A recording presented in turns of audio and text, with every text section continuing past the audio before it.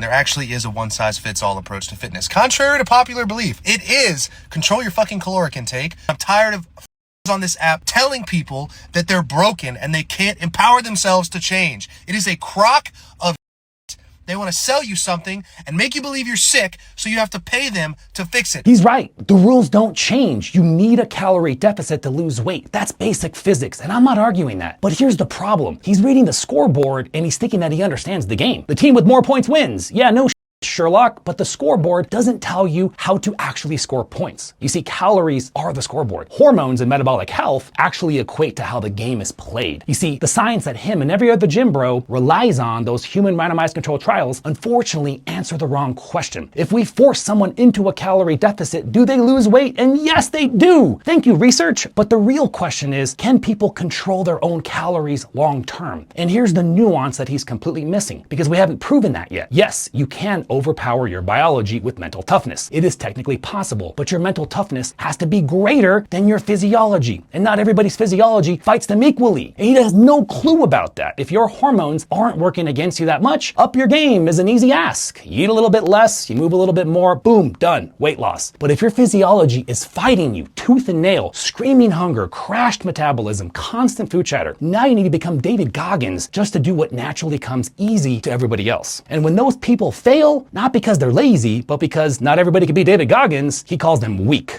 That's not a plan. That's cruelty disguised as motivation. And that pisses me off because I lost 100 pounds and I yo-yoed for a decade to be able to maintain that weight loss. And I have to work my off just to stay in shape, significantly harder than I know what the average is for everybody else, because my physiology fights me a certain amount and I have to mental tough my way out of it. So this ignorance has to stop.